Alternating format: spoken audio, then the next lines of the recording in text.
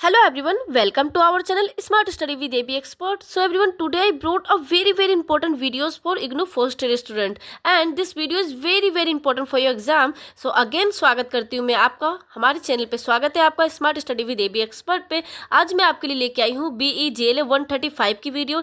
इसमें हम देखेंगे मोस्ट इंपॉर्टेंट क्वेश्चंस जो कि हर साल एग्जाम में आने वाले आपके होते हैं, यानी कि हर साल एग्जाम में आने वाले इंपॉर्टेंट क्वेश्चंस को हम देखेंगे, साथ के साथ उसके समझेंगे कि किस तरीके से हम एग्जाम में करें। और इसके साथ साथ बहुत ही इंपॉर्टेंट कि आपके लिए मैं लेके आई हूँ 2 साल के क्वेश्चन पेपर, यानी कि 2 साल के प्रीवियस ईयर के क्वेश्चन पेपर्स को लेके आई हूँ, जिसको मैं आपको एक्सप्लेन करूंगी, जिससे आपका सारा डाउट क्लियर हो जाएगा। और इस वीडियो देखने के बाद आपके माइंड में कोई डाउट नहीं रहेगा और इस पर अपनी तैयारी अच्छे से कर लीजिएगा, जिससे कि एग्जाम में अच्छे मार्क्स लाने से कोई भी नहीं रोक सकता आपको। तो चलिए हम स्टार्ट करते हैं वीडियोज़ को और क्वेश्चन को ध्यान से देखिएगा एंड वीडियो को कंप्लीट देखना, वीडियो को बिल्कुल भी स्किप मत करना। अगर एक स्किप करने से भी आपका इंपॉर्टेंट पॉइंट्स निकल सकता है, इसलिए बिल्कुल स्किप ना करें, वीडियो को कंप्लीट देखें। चलिए हम आगे बढ़ते हैं। देखिए सबसे पहले मैं आपको बताऊंगी मोस्ट इंपॉर्टेंट क्वेश्चन जो कि एग्जाम के पॉइंट ऑफ व्यू से मोस्ट इंपॉर्टेंट है और उसको करना किस तरीके से है। तो देखिए क्वेश्चन नंबर फर्स्ट हमारे यहाँ पे है टेंस मोस्ट इंपॉर्टेंट है, बेगला 135 वाले स्टूडेंट के लिए मोस्ट इंपॉर्टेंट है, वेरी इंपॉर्टेंट है, तो कंप्लीट देखिएगा।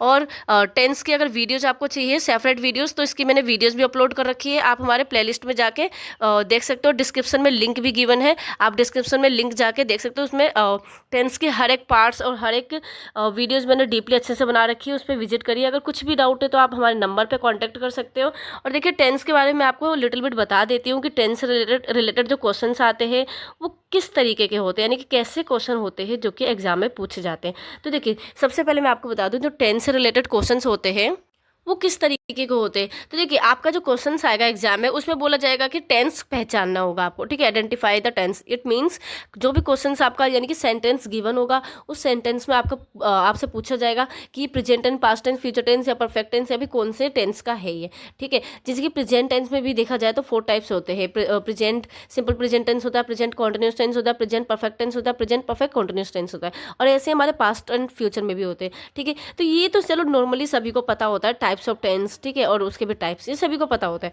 बट इससे बनने वाले जो सेंटेंस होते हैं इसमें यूजेस वाला जो वर्ब होता है, हेल्पिंग वर्ब होता है, वो इंपॉर्टेंट है, ओके। तो सेंटेंस किस तरीके के आते हैं आपके एग्जाम में, मैं क्वेश्चन पेपर भी दिखाऊंगी आपको, डोंट वरी। तो देखिए एग्जाम में जो क्वेश्चंस आते हैं वो इस तरीके के आते हैं, जैसे कि fill in the blanks type होगा, या फिर बोलेंगे कि उसमें मतलब एप्रोप्रिएट वर्ड यूज करो, वर्ब यूज करो, वर्ब की फॉर्म एप्रोप्रिएट फॉर्म यूज करना होगा आपका, वर्ब फॉर्म्स। देखिए वर्ब फॉर्म्स भी आपको टेंस में ही सिखाया जाता है।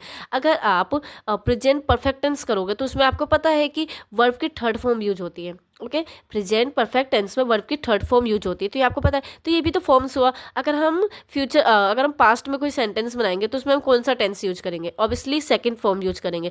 अगर हम सिंपल प्रेजेंट टेंस में बनाएंगे तो फर्स्ट फॉर्म यूज करेंगे। तो ये सब हमें याद करना होगा, हमें समझना होगा, अंडरस्टैंड करना होगा, जिससे कि हम पहले ही लर्न कर ले तो फिर क्या करें, एग्जाम प्रॉपरली दे पाए, ठीक है। इन सब के ऊपर मैं सेपरेट वीडियोज लेके आऊँगी। बाकी टेंस से रिलेटेड वीडियोज हमारी अपलोड है तो आप उस पर भी विजिट कर सकते हो।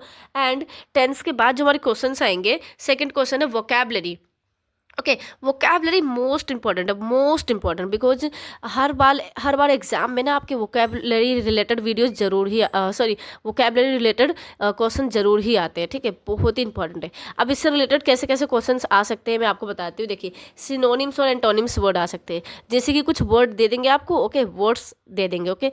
फिर उसको बोला जाएगा कि right the opposite word the following words, okay. आपको अपोजिट वर्ड लिखना होगा फॉलोइंग वर्ड्स के, यानी कि दिए गए वर्ड के, दिए गए शब्दों के उल्टे वर्ड लिखने होंगे, आपको अपोजिट वर्ड लिखने होंगे, ओके। तो अपोजिट वर्ड को हम क्या बोलते हैं, एंटोनिम्स वर्ड, ओके। और सिनोनिम्स वर्ड किसे कहते हैं, सिमिलर वर्ड को, जैसे कि दिए गए शब्दों के, दिए गए वर्ड के सिमिलर वर्ड लिखो, उसको हम क्या बोलेंगे, सिनोनिम्स वर्ड, ओके। तो ऐसे ऐसे क्वेश्चंस आपके एग्जाम में आते ही है। आप सारे क्वेश्चन पेपर उठा के देख लेना, वोकैबुलरी मोस्ट इंपॉर्टेंट है। और ये तो पेपर का पैटर्न ही है, फिक्स है पैटर्न, यानी कि जो सेकंड क्वेश्चन होता है ना, फर्स्ट क्वेश्चन में सेकंड वाला जो पार्ट होता है उसमें ये कंपलसरी है, वोकैबुलरी आना ही है। इसलिए देखिए वोकैबुलरी पे अपनी पक्की तैयारी करके चलिए अच्छे से, मतलब सिनोनिम्स और एंटोनिम्स वर्ड को अच्छे से उस पर पकड़ बना लीजिए। ज़्यादा से ज़्यादा वोकैबुलरी फ्रेजर वर्ब्स को सीखिए, जिससे कि आपकी इंग्लिश में इंप्रूव हो, साथ के साथ आपके एग्जाम की प्रॉपर तैयारी हो जाए। ओके, तो ज़्यादा टफ नहीं है बेगला 135, सिर्फ ग्रामर ही ग्रामर है इसमें, तो डोंट यू वरी, आप कर लोगे इजी तरीके से। बस ग्रामर का ये जो पोर्शन मैं बता रही हूँ इन सब पे अपनी तैयारी करिए। एंड इसके बाद जो है आपका, देखिए, active and passive voice. Okay, active passive voice आएगा जो कि एग्जाम के पॉइंट ऑफ व्यू से मोस्ट इंपॉर्टेंट है, और ये भी एग्जाम में आते ही है हर बार, ठीक है, बेगला 135 के। तो एक्टिव पैसिव वॉइस के क्वेश्चंस कैसे आएंगे ये मैं बता दूं। देखिए, सबसे पहले आपका ना एक्टिव सेंटेंस दे देंगे, उसको पैसिव में आपको चेंज करना होगा, या तो फिर पैसिव सेंटेंस देंगे, उसको एक्टिव में आपको चेंज करना होगा। ओके, अब आपका क्वेश्चन क्या है कि हम एक्टिव से पैसिव में कैसे चेंज करें और पैसिव से एक्टिव में कैसे करें। तो देखिए, एक्टिव सेंटेंस होता क्या है, पैसिव सेंटेंस होता क्या है, इन दोनों को मैं बता दूं सबसे पहले। देखिए, एक्टिव सेंटेंस होता है सिंपल सेंटेंस को हम एक्टिव सेंटेंस बोलते हैं, जो सिंपल टाइप से लिखा होता है। ओके, जैसे कि प्रेजेंट इंडेफिनेट सेंटेंस हमारा जो हो गया, ये हमारा सिंपल तरीके से लिखा है, प्रेजेंट कंटिन्यूअस भी सिंपल तरीके से, तो ये हो गया हमारा क्या, ये हो गया हमारा एक्टिव सेंटेंस। अब इसको हम पैसिव में कैसे चेंज करेंगे, यहाँ पे मैं एक एग्जांपल आपको लिख के देती हूँ, देखिए, जिससे कि आप और इजीली समझ जाओगे। देखिए, मैं ब्लैंक पेज लेके देन मैं आपको एक एग्जांपल एक्टिव पैसिव का सिखाती हूँ। फर्स्ट मैं लिखती हूँ एक्टिव सेंटेंस में, देखिए, मैंने खाना खाया, वो क्या बोलेंगे, या फिर मैं खाना खाती हूँ, आई ईट पेंसिल को, आई ईट द फूड, ठीक है, या तो दा को छोड़ो, दा जरूरी नहीं है इसमें, बिकॉज आपको पता है दा हम कब लगाते हैं। ओके, आर्टिकल से हमारा ये भी आएगा, इंपॉर्टेंट है, वैसे ये भी इंपॉर्टेंट है आपका। I eat food, okay, food. Okay, writing not good I know, but try to understand. Okay, writing अच्छी नहीं आई नो, बट समझने की कोशिश करिए। देखिए, मैंने क्या लिखा, आई ईट द फूड हो सकता है, या आई ईट फूड। ओके, तो इसको हम, ये हमारा हो गया कौन सा, एक्टिव सेंटेंस। ओके, ध्यान से सुनना, एक्टिव हो गया हमारा, सिंपल हो गया एक्टिव। इसको हम पैसिव में कैसे चेंज करेंगे, तो देखिए, पैसिव में सबसे ज़्यादा इंपॉर्टेंट क्या होता है, जो हमारा ऑब्जेक्ट होता है, ऑब्जेक्ट को हम पहले लाते हैं और सब्जेक्ट को हम बाद में लाते हैं, सबसे इंपॉर्टेंट। ओके, ये ध्यान रखना है। कभी भी एक्टिव से पैसिव में चेंज करो, आप कैसे भी सेंटेंस को कर लोगे, अगर आप ये ध्यान रखोगे, जो हमारा ऑब्जेक्ट होता है उसे हमें सब्जेक्ट बनाना पड़ता है पैसिव में, और जो सब्जेक्ट होता है उसे हमें ऑब्जेक्ट बनाना पड़ता है। ओके, ठीक है, ये पता चल गया। उसके बाद इसमें जो वर्ब होता है, वर्ब की हमेशा थर्ड फॉर्म आती है पैसिव में, क्या आती है, थर्ड फॉर्म। ओके, ये तुम्हारा थर्ड फॉर्म बन जाएगा, और शिट, देखिए, ये तो हमारा थर्ड फॉर्म बन जाएगा। ओके, ये थर्ड फॉर्म बन गया, ये हमारा सब्जेक्ट बन जाएगा, ये हमारा ऑब्जेक्ट बन जाएगा। ओके, आप देखिए कैसे, अब हम बनाते हैं सेंटेंस, रुकिए, colour change then after. Okay, देखिए, हमने बनाया, हमारा क्या है, फूड है। ओके, फूड, तो फूड लिखा, फूड। ओके, अब ये ईट है ना, ईट जो है फर्स्ट फॉर्म है, हमें ईट का थर्ड फॉर्म क्या होता है, ईटन। फूड ईटन बाय जरूर यूज होगा इसमें, फूड ईटन बाय, अब किसके थ्रू खाया गया, आई, मेरे थ्रू, तो आई, अगर आई को हम सब्जेक्ट बनाए तो क्या होता है, मी हो जाएगा। Okay, food eaten by me. Okay, food eaten by me, यानी कि खाना मेरे द्वारा खाया गया। पहले क्या था, मैंने खाना खाया। ओके, अब दूसरा क्या है, खाना मेरे द्वारा खाया गया। बात तो एक ही है, चाहे कान इधर से पकड़ो या कान उधर से पकड़ो, चाहे हम सीधा कान पकड़े या उल्टा कान पकड़े, बात एक ही हुआ, खाया तो खाना ही गया ना, और खाया तो मैंने, तो क्या हुआ, खाना मेरे द्वारा खाया गया या फिर मैंने खाना खाया, बात एक ही हुआ। तो ठीक है, ये हो गया हमारा एक्टिव से पैसिव वॉइस में चेंज करते हैं, कैसे करते हैं, ठीक है, समझ गए होगे आप। जैसे हमने एक्टिव से पैसिव वॉइस में चेंज किया, वैसे ही आप क्या करोगे, पैसिव से एक्टिव वॉइस में चेंज कर लोगे, बहुत ईजी तरीके से। ओके, चलिए, तो ऐसे आपके क्वेश्चंस आएंगे, आप कर लेना एक्टिव से पैसिव में चेंज किस तरीके से करना है। सिर्फ क्या ध्यान रखना है, सब्जेक्ट को ऑब्जेक्ट बनाना है और ऑब्जेक्ट को सब्जेक्ट बनाना है। वर्ब जो यूज होगा, वर्ब की थर्ड फॉर्म यूज होगी बस, और बाय का यूज होगा, अगर कोई काम हो रहा है तो ऑब्वियसली बाय का यूज होगा। ओके, बाय का मतलब होता है द्वारा। चलिए, नेक्स्ट हमारा क्या है यहाँ पे, नेक्स्ट क्वेश्चन है, yes, preposition. Preposition most important है, मोस्ट इंपॉर्टेंट, बिकॉज प्रीपोजिशन से भी क्वेश्चंस हर बार आते हैं एग्जाम में। कोई नहीं, आप क्वेश्चंस पेपर को जब देखोगे तो आपके सारे डाउट क्लियर होंगे कि ये क्वेश्चंस आते भी है या नहीं आते, या फिर मैं ऐसे ही बोल रही हूँ। ओके, जब आपको क्वेश्चन पेपर दिखाया जाएगा तब आप और ज़्यादा क्लियर हो जाएगा आपको। तो देखिए, प्रीपोजिशन मोस्ट इंपॉर्टेंट है, जो कि हर साल एग्जाम में आ जाते हैं। अब प्रीपोजिशन होता क्या है, कौन कौन सी प्रीपोजिशन होती है, मैं आपको बता दूँ। देखिए, प्रीपोजिशन होता है at, on, in, onto, into, ये सब हमारा क्या है, प्रीपोजिशन है। अब इसका यूजेस कैसे होता है देखिए, जैसे कि एट का यूज होता है, ए टी ये वाला है, A oh just a wait, A T ये वाला है, ठीक है। इस एट का यूज किस लिए होता है? एट का यूज होता है प्लेस के लिए भी होता है, टाइम के लिए भी होता है, ओके। प्लेस के लिए भी होता है, टाइम के लिए भी होता है। प्लेस के लिए अलग होता है, यानी कि अब प्लेस में भी हम इनका भी यूज करते हैं, एट का भी, बट एट जो यूज होता है एक छोटे से प्लेस के लिए यूज होता है। जैसे कि अगर मैं आपको बताऊंगी कि मैं दिल्ली में रहती हूँ, ठीक है। अब दिल्ली इतना बड़ा है, आप कहाँ ढूंढोगे मुझे? अगर मैं बोलूँगी दिल्ली में मैं शिमापुरी में रहती हूँ, या फिर दिल्ली में दिलसाद गार्डन में रहती हूँ सपोज, ठीक है। फिर मैं आपको क्या बोलूँगी? I live at Dilshad garden इन दिल्ली, ये बोलूँगी मैं आपको, ओके। वैसे मेरा करेक्ट एड्रेस नहीं है, मैं आपको सिर्फ कैजुअली बता रही हूँ, एग्जांपल देखिए, ओके। चलिए अब मैं दूसरा एग्जांपल लेती हूँ। जैसे कि मैं दिल्ली में ही रहती हूँ और जहांगीरपुरी में रहती हूँ, ठीक है। तो मैं क्या बोलूँगी आपको? I live at Jahangirpuri in Delhi, okay. चलो मैं दिल्ली, अब मैं पूरा प्रॉपर एड्रेस नहीं बता रही, मैं ये बताऊँगी मैं दिल्ली में रहती हूँ, इंडिया में रहती हूँ मैं। अब आप बोलोगे इंडिया में कहाँ रहती हूँ, तो मैं बोलूँगी I live at Delhi in India. समझ में आया?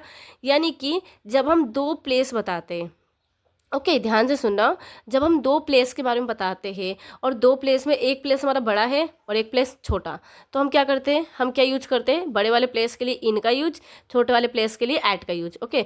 I live at Delhi in India, okay. India में, दिल्ली में रहती हूँ मैं। चलिए ये हो गया। एंड इसके बाद एट का यूज हम टाइम के लिए भी करते हैं, ठीक है।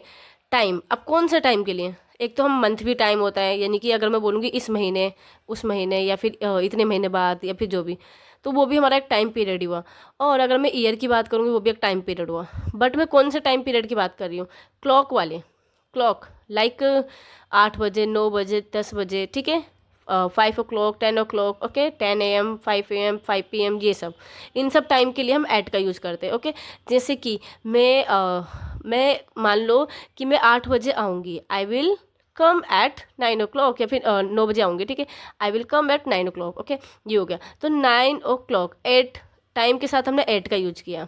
तो समझ में आ गया आपको एट का यूज कहाँ कहाँ करते हैं? टाइम के लिए करते हैं, प्लेस के लिए करते हैं, स्मॉल प्लेस के लिए, ठीक है। लार्ज प्लेस के लिए नहीं, शॉर्ट प्लेस के लिए। चलिए ये होता है हमारा प्रीपोजिशन। इसके बाद हमारा प्रीपोजिशन होता है ओन।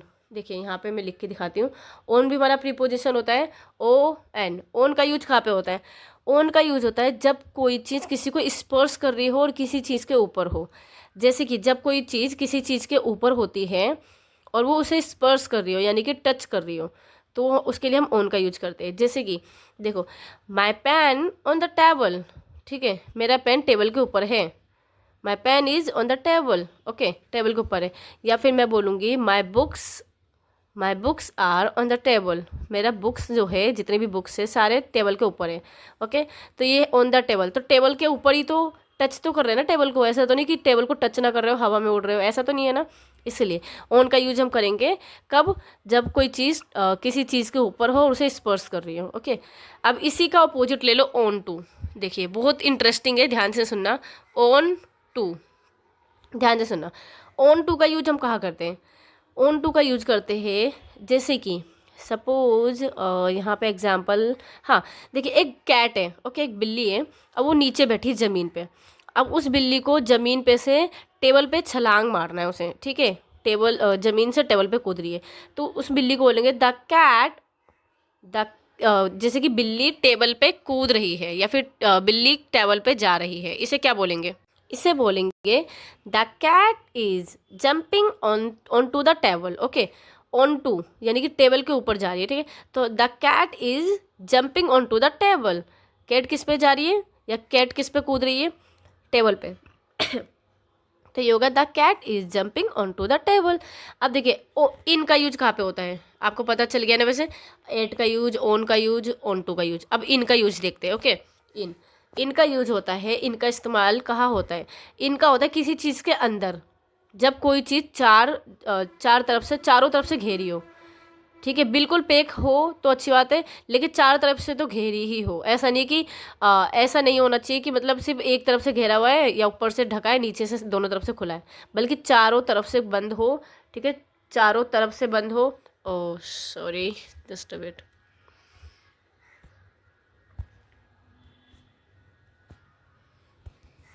यस। देखिए चारों तरफ से जब पैक होता है कोई चीज़, ये डब्बा है मान लो, ठीक है, बॉक्स है, या फिर कोई घर है, ओके, तो अगर कुछ भी तो इसके अंदर कोई चीज़ होता है तो उसमें हम क्या बोलेंगे, इन का यूज करेंगे। या फिर बाल्टी है, बकेट, इसके अंदर, बकेट के अंदर कुछ है तो वो क्या होगा, इन, तब हम इन का यूज करेंगे। ओके, तो देखिए इन का यूज कहाँ कहाँ पे होता है, कैसे कैसे होता है, इससे कैसे सेंटेंस बनते हैं, ये मैं आपको बताती हूँ। एक चीज़ और आपको याद रखना है, जैसे कि अगर मैं इनका यूज करूँगी तो ये भी एक बड़े प्लेस के लिए होगा, क्योंकि इनके सेंस में ना एट का भी यूज होता है। अब कैसे होता है देखिए, जैसे कि मैंने क्या बोला था, मैं दिल्ली में रहती हूँ, तो ये भी इसमें मैं आ रहा है ना, इनका सेंस क्या होता है, इनका यूज क्या होता है, मैं में, ठीक है, तो दिल्ली में रहती हूँ तब भी इन आ रहा है। अगर मैं बोलूँगी मैं सीमापुरी में रहती हूँ तब एट आएगा, छोटे प्लेस के लिए एट आएगा, और बड़े प्लेस के लिए क्या आता है, बड़े प्लेस के लिए आता है एट का। तो वैसे ही यहाँ पे बता दूँ, इनका यूज हम किस में करते हैं, हम प्लेस को एक पोजीशन दिखाने के लिए भी करते हैं, कि पोजीशन, मान लो एक लड़का है, ओके, एक बॉय है, वो इस टाइम पे घर में है, तो उसके लिए हम एट का यूज करेंगे।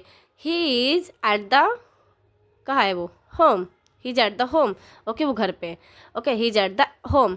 अगर हम बोलेंगे वो लड़का जो है उस स्कूल में, तो हम क्या बोलेंगे, he is in the school. In क्यों यूज करेंगे इसमें, क्योंकि स्कूल बड़ा होता है, जो घर है, घर में तो कोई किसी को ढूंढ लेगा, बट स्कूल में ढूंढना मुश्किल होता है, बिकॉज स्कूल में कितनी क्लासेस होती है, हर क्लासेस के सेक्शन के अकॉर्डिंग अलग अलग क्लासेस होती है, और कितना बड़ा होता है, ओके, तो स्कूल का जो फील्ड देखा जाता है, उसका एरिया देखा जाता है, तो एरिया काफ़ी लार्ज होता है, तो इसलिए हम स्कूल में हम इनका यूज कर सकते हैं, ओके, बट घर में हम इनका यूज ना करके क्या करेंगे, घर में हम एट का यूज करेंगे, okay, he is at the school, okay, okay, and अगर हम बोलेंगे he is in the school, वो स्कूल के अंदर है, ओके, और ऐसे ही हम बोल देंगे किसी भी चीज़ को, कि बिल्ली, बिल्ली करके, या तो बिल्ली बॉक्स के अंदर है, ठीक है, डब्बे के अंदर, तो the cat is in the box, okay, cat किस में, बॉक्स के अंदर है। तो आप समझ गए होगे इनका। और देखिए एक चीज़ और बता देते हैं, इनटू का यूज, जैसे कि हमने ओन की जगह ओन टू का भी यूज किया, सीख लिया, वैसे इन के जगह पे इनटू का भी यूज सीख लेते हैं। इनटू का होता है जब कोई चीज़ किसी चीज़ के अंदर जा रही हो, ठीक है, जब कोई चीज़ किसी चीज़ के अंदर जा रही हो, अंदर की तरफ, तो वो इनटू हो गया, किसी चीज़ के अंदर जा रही है, और वो अंदर बिल्कुल पेक है, ठीक है, तो वो अंदर जा रही है, अब वो भी गति में, ठीक है, मूवमेंट के साथ, तो वो इनटू का यूज होगा, ओके। तो इससे भी एग्जांपल्स आप मुझे बना के मुझे कमेंट बॉक्स में बताना कि इनटू का यूज करके हम कैसे एग्जांपल बना सकते हैं। जैसे आपको मैंने ऑन टू का बताया था, वैसे ही इनटू का होगा, बस इनटू का क्या होगा, वो अंदर जा रही है, ऑन टू में क्या है, ऊपर की तरफ कूद कर आ रही है, ठीक है, समझ गए होगे। अगर आप समझ गए हो तो मुझे कमेंट बॉक्स में बताएं, एग्जाम्पल के थ्रू एक एग्जाम्पल मुझे कमेंट बॉक्स में बताएं। चलिए अब नेक्स्ट क्वेश्चन पे चलते हैं। नेक्स्ट क्वेश्चन देखते हैं हम यहाँ पे। नेक्स्ट क्वेश्चन पहले से रफ कर देते हैं, देन आफ्टर, यस, देखिए नेक्स्ट क्वेश्चन हमारा क्या है। क्वेश्चन नंबर 4 हमने देख लिया प्रीपोजिशन। क्वेश्चन नंबर 5 क्या है, verb forms, okay, verb forms भी मोस्ट इंपॉर्टेंट है, वर्ब्स के जो फॉर्म्स है ये मोस्ट इंपॉर्टेंट है। मैंने आपको बताया था कि जो हमारे फिल इन द ब्लैंक्स होते हैं वो भी वर्ब्स फॉर्म में आते हैं, जो कि वर्ब का first form, second form, third form, ठीक है, ये सब फॉर्म्स आपको याद करने होंगे, जिससे कि फिल इन द ब्लैंक्स आएंगे, और उसमें आपको अप्रोप्रिएट वर्ब फॉर्म्स यूज करके उसे पुटअप करना होगा, ओके, फिल करना होगा ब्लैंक को। तो इससे रिलेटेड क्वेश्चंस आ सकते हैं, जैसे कि मैं कुछ एग्जांपल आपको दूं, अगर क्वेश्चंस कैसे तरीके के आएंगे, जैसे कि बोल सकते हैं कि he played the cricket with his friends. तो मान लो ये अपने फ्रेंड्स के साथ क्रिकेट खेल रहा था, तो उसमें दे देंगे ब्लैंक, ही और days the cricket with his friends. तो क्रिकेट को क्या करेंगे, प्ले करेंगे, और ब्रैकेट के अंदर में आपको बता भी दिया जाएगा कि प्ले का कौन सा फॉर्म आएगा यहाँ पे, तो आपको खुद ही सपोज करके, अंडरस्टैंड करके आपको फिल करना होगा कि प्ले का प्लेड आएगा, he played the cricket with his friends, okay, हो गया आपका। तो ऐसे ही क्वेश्चंस आएंगे। देखिए फर्स्ट फॉर्म कैसे होता है, जैसे कि play, played, third form played हो गया।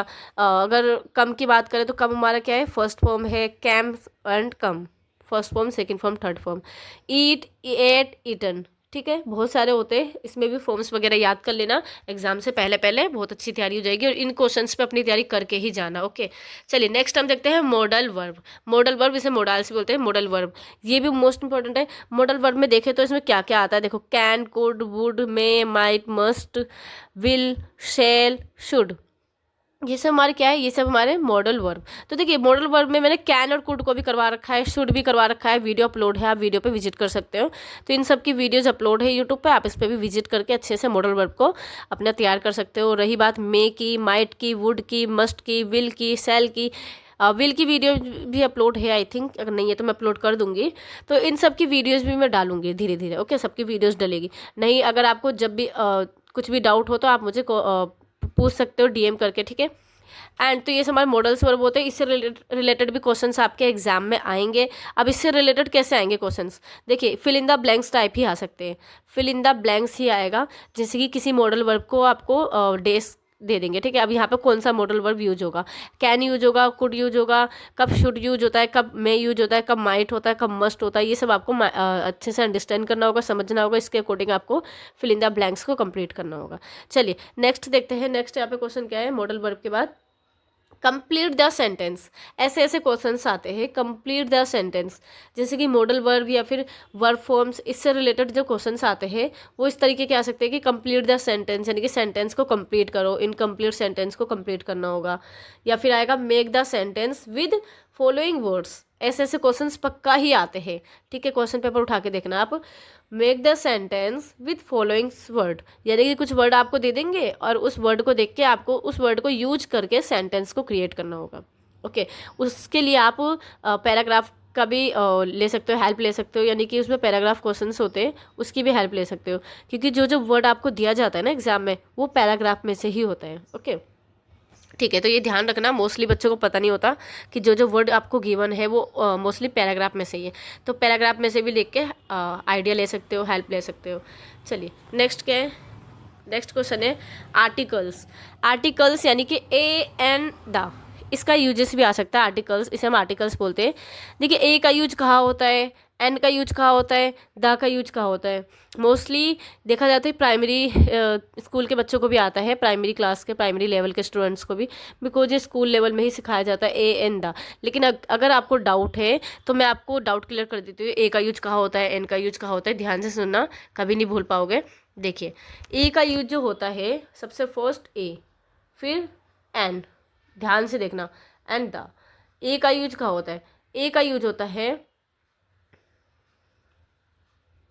यस यस, ए का यूज होता है जब भी मान लो जैसे कि कोई सेंटेंस लिखा है, कोई ये कुछ भी सेंटेंस है, मान लो ये सेंटेंस है, ओके, कुछ भी उस सेंटेंस के हमें देखना है कि ए का यूज, यानी कि फिल इन द ब्लैंक्स में अगर दे रखा है कि ए, यहाँ पे ए आएगा, ये एन आएगा, ये क्या आएगा। ओके, तो हमें क्या देखना है, देखिए ये कोई सेंटेंस लिखा है, मान लो ये सेंटेंस है और यहाँ पे ये सेंटेंस लिखा हुआ है, यहाँ पे ब्लैंक है, फिर ये सेंटेंस है। ओके, तो ये है पूरा पूरा कंप्लीट सेंटेंस है। अब इसे हमें कंप्लीट करना है, यहाँ पे ए आएगा, एन आएगा या फिर क्या आएगा, ये पूछा गया है। तो आपको कैसे पता करना है, देखिए बहुत ईजी ट्रिक बताऊंगी आपको। यहाँ पे ए आएगा, एन आएगा, ये क्या आएगा। तो आपको ना ये जो इसके बाद का जो वर्ड आ रहा है, यानी कि ब्लैंक के बाद जो वर्ड होगा ना, यहाँ पे जो भी वर्ड होगा उस वर्ड के सबसे पहले लेटर को देखना है आपको, ठीक है। उस वर्ड के सबसे पहले लेटर को देखना है, और वो लेटर क्या है, अगर वो वोवेल से, अगर उसका पहला लेटर वोवेल से तो एन का, ए का यूज होगा। अगर कॉन्सोनेंट है, सॉरी, अगर कॉन्सोनेंट है तो आपका क्या आएगा, अगर कॉन्सोनेंट है तो आपका एन, ए का यूज होगा। अगर वोवेल से तो एन का यूज होगा, ठीक है, ध्यान देना। और अगर वोवेल्स और कॉन्सोनेंट को छोड़ो, अगर उसके बाद का लेटर जो है वो बहुत स्पेसिफिक वर्ड है, कुछ स्पेसिफिक वर्ड, ठीक है, स्पेसिफिक नाउन है, तो फिर हम दा का यूज करेंगे। चलिए इतना मैंने बताया, अब हम एग्जाम्पल देखते हैं जिससे कि और क्लियर हो जाएगा आपको। देखिए बहुत अच्छे से क्लियर होगा, डोंट वरी। मान लो पेंसिल को छोटा कर लूँ मैं, बिकॉज हाँ देखिए यहाँ पे मैं एक सेंटेंस आपको लिख के दिखाती हूँ। मान लो, देखिए मैं बच्चों वाला लिख के दिखाती हूँ जिससे कि इजी तरीके से आप समझ जाओ। ये क्या लिखा, मैंगो। ओके, अब ये मैंगो है, यहाँ पे मैंगो से पहले ए आएगा, एन आएगा, ये क्या आएगा पूछा गया यहाँ पे। और यहाँ पे लिखा है ORANG, ऑरेंज। ओके, सोच रहे होगे आप कि मैम इजी वाला करवा रही है, बहुत ज़्यादा इजी है, बट ये आपको जो मैं ट्रिक बता रही हूँ उस ट्रिक को खाली ध्यान में रखना है बस। ओके, बाकी कैसे भी क्वेश्चन आते हैं, जितने भी बड़े से बड़े आ जाए आप कर लोगे बहुत आसानी से, बस इसको ध्यान देना। देखिए ये लिखा है मैंगो, ये है ऑरेंज, और यहाँ पे है प्रिंसिपल। Okay, principal. चलिए मैं स्पेलिंग कंप्लीट नहीं लिख रही, आप समझ जाना। अब इसमें पूछा गया है कि इसमें किस में ए आएगा, किस में एन आएगा, किस में क्या आएगा। ओके, देखिए मैंगो है ना, मैंगो का सबसे पहला लेटर देखो, फर्स्ट लेटर, सबसे फर्स्ट लेटर क्या है, एम है ना। एम बताओ कॉन्सोनेंट होता है या फिर वोवेल्स होता है।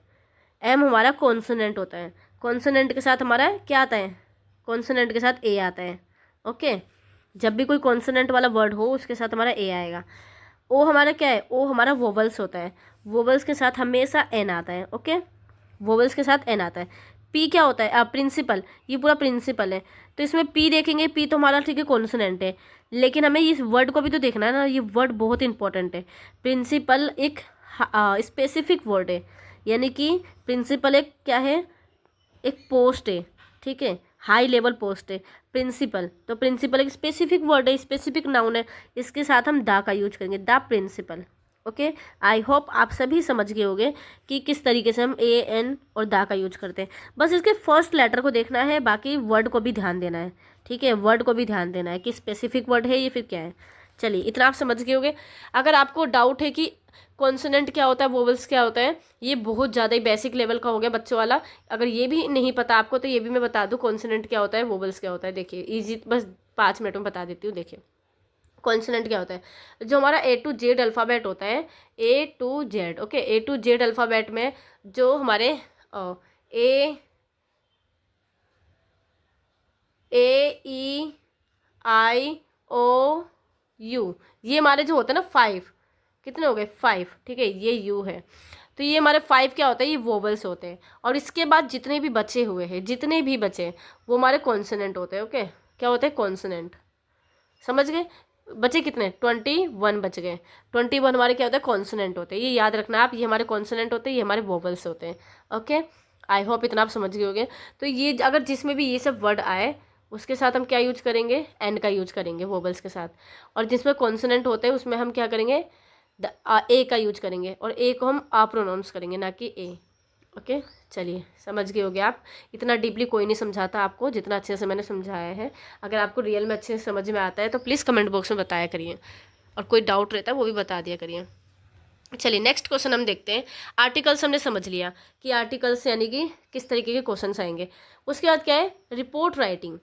रिपोर्ट राइटिंग में काफ़ी बच्चे मार खाते हैं क्योंकि ज़्यादा नंबर के क्वेश्चंस होते हैं। रिपोर्ट राइटिंग, इसको ध्यान से सुनना कि रिपोर्ट राइटिंग हम किस तरीके से लिख सकते हैं और कैसे लिखें, ठीक है। रिपोर्ट राइटिंग पे ध्यान देना, देखिए मैं किस तरीके से बताऊंगी। और रिपोर्ट राइटिंग को ना कौन सा फॉर्मेट आपको ध्यान देना है रिपोर्ट राइटिंग में, और जो फिक्स लाइन है वो क्या क्या होती है, चाहे कोई सी भी रिपोर्ट राइटिंग है आपको फिक्स लाइन को ही ध्यान रखना है और रिपोर्ट राइटिंग कंप्लीट लिखना है। देखिए चलिए मैं बताती हूँ आपको कैसे लिखना है। रिपोर्ट राइटिंग लिखने के टाइम पे ना आपको ना कुछ पॉइंट्स को ना माइंड में रखना होता है। इसके ऊपर भी मैं सेपरेट वीडियो लेके आऊँगी। आप अगर आपको चाहिए सबके ऊपर सेपरेट वीडियो या फिर किसकी वीडियो चाहिए इन सब क्वेश्चंस में, तो आप मुझे कमेंट बॉक्स में बताना, मैं उनके ऊपर वीडियो जरूर लेके आऊँगी। ओके, तो देखिए रिपोर्ट राइटिंग लिखने का जो तरीका होता है, सबसे फर्स्ट मैं आपको बताऊँ कि आपको ना कुछ पॉइंट्स को माइंड में रखना होता है। आपको कुछ पॉइंट्स को माइंड में रखना होता है। अब वो कौन कौन से पॉइंट्स हो सकते हैं, इसे ध्यान देना। देखिए इन पॉइंट्स को आपको ध्यान में रखने होंगे, जैसे कि देखिए some points keep in mind. Okay, कब, वाइल रिपोर्ट राइटिंग। ओके, जब रिपोर्ट राइटिंग आप लिख रहे हो तब आपको इन पॉइंट्स को ध्यान में रखना होगा। जैसे कि पहला हो गया वर्ड, क्या, यानी कि जो भी कहा आपका जो क्वेश्चन है जो गिवन है, जैसे कि आपको रिपोर्ट राइटिंग लिखनी है, आप किस पे लिखना है आपको, यानी कि क्या टॉपिक है आपका, हुआ क्या है, किसके ऊपर आप रिपोर्ट राइटिंग लिख रहे हो, तो आपको सबसे पहले क्या ध्यान देना होगा, इस पॉइंट को कि वर्ड यानी कि क्या।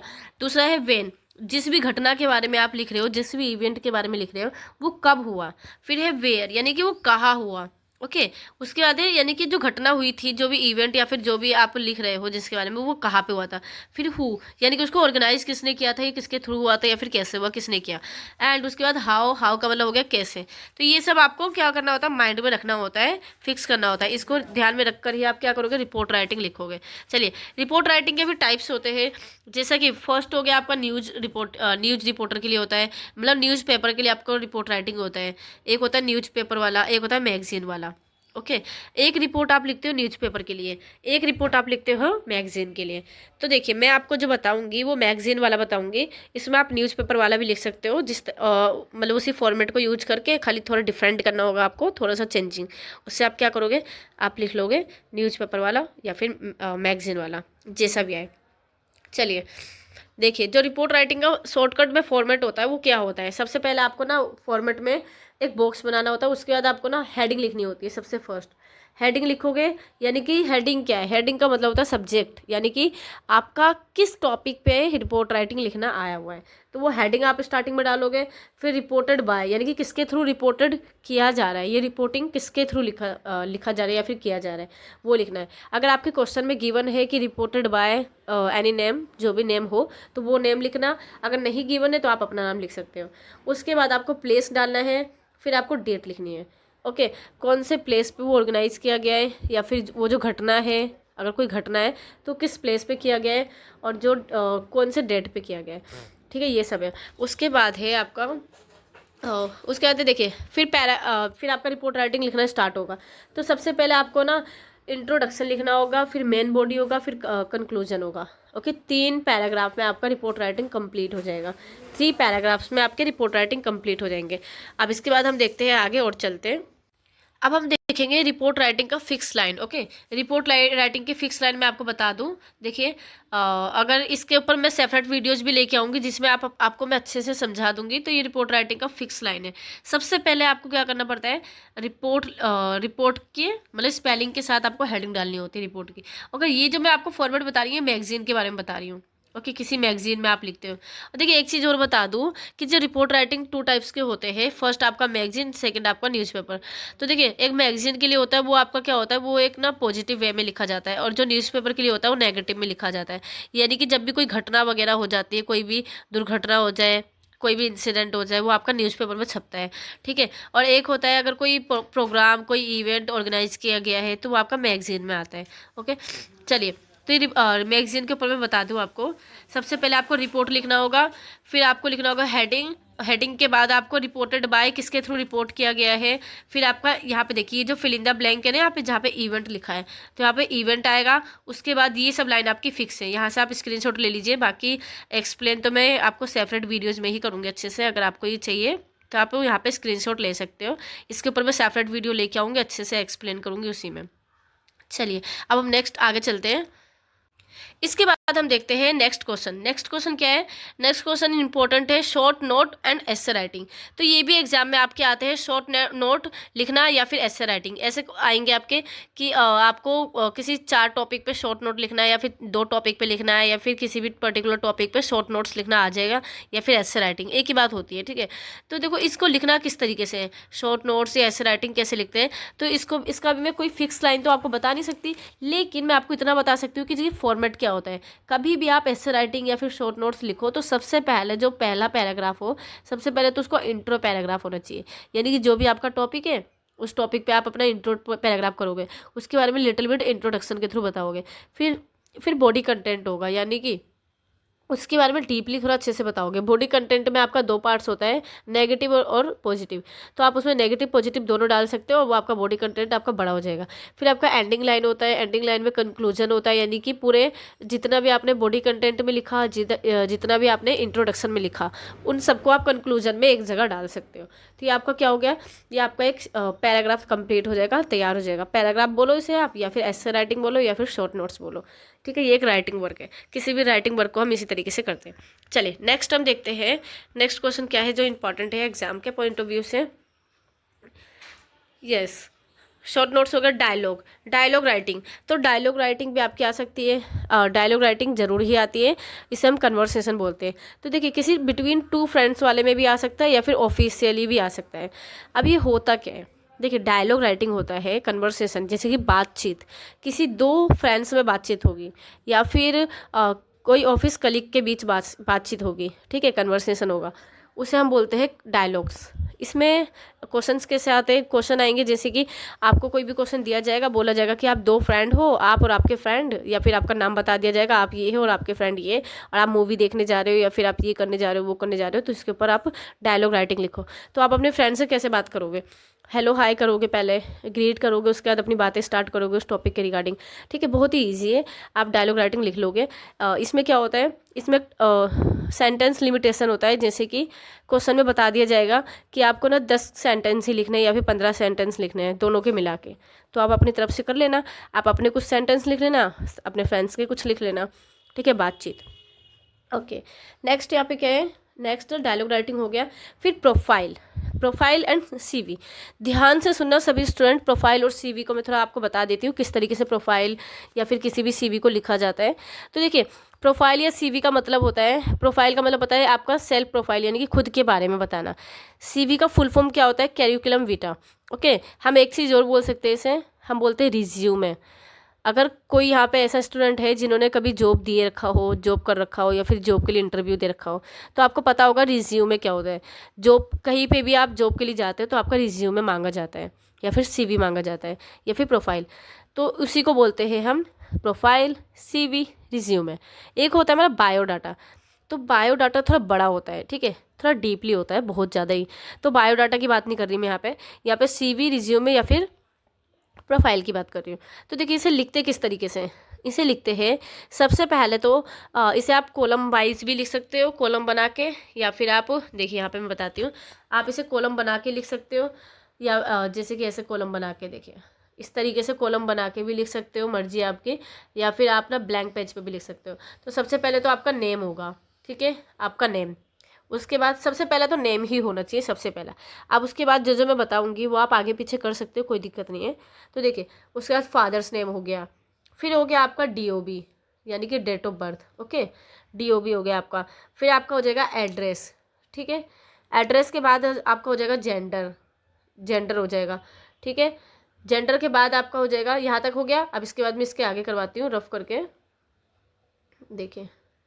इसके बाद आपका हो जाएगा, कहाँ तक करवाया मैंने? जेंडर। जेंडर के बाद आप लिख सकते हो ईमेल एड्रेस, ठीक है, ईमेल एड्रेस। ओके, मान लो ईमेल है ये, ईमेल एड्रेस। ईमेल एड्रेस के बाद फ़ोन नंबर लिख सकते हो।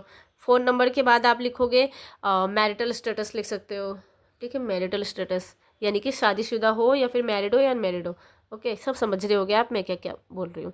उसके बाद अपनी क्वालिफिकेशन लिख सकते हो। क्वालिफिकेशन किस तरीके से लिखना है इसे ध्यान देना। देखो, क्वालिफिकेशन, क्वालिफिकेशन आपको कैसे लिखना है, यहाँ पे अगर क्वालिफिकेशन लिखोगे तो क्वालिफिकेशन में आप ना 10th से स्टार्ट करना कि आपने 10th किया किससे किया, ठीक है।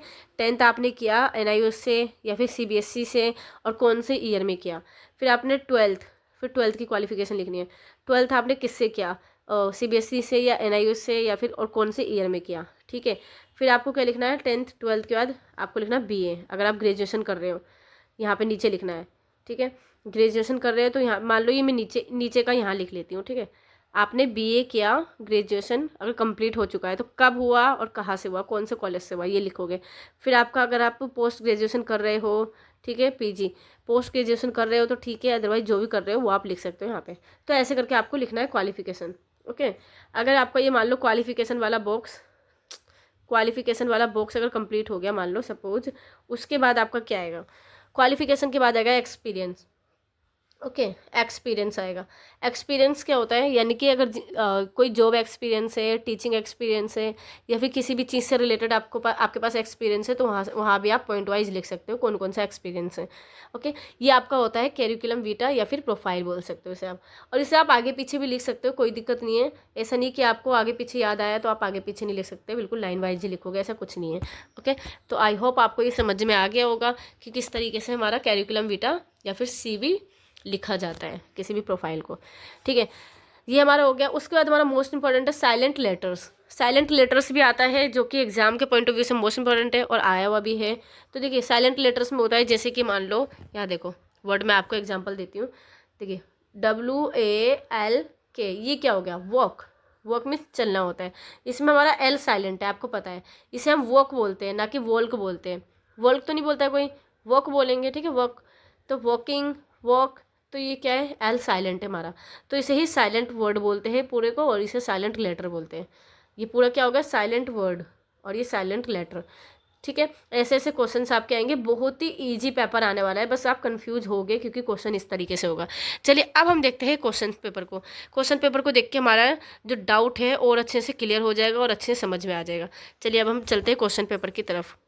अब हम देखते हैं क्वेश्चन पेपर को, जिससे कि और अच्छे से क्लियर समझ में आ जाएगा। तो देखिए टर्म एंड एग्जामिनेशन यानी कि फाइनल एग्जाम का है दिसंबर 2021, ठीक है, दिसंबर 2021 के क्वेश्चन पेपर को लेके आई हूँ। इसके बाद हम लास्ट ईयर के क्वेश्चन पेपर को भी देखेंगे, यानी कि 2023 के भी क्वेश्चन पेपर को देखेंगे, डोंट वरी। चलिए पहले हम देखते हैं दिसंबर 2021 के। ओके, ये देखिए बेगला 135 का हमारा कोड चल रहा है, आपको पता है इंग्लिश इन डेली लाइफ हमारे बुक का नाम है।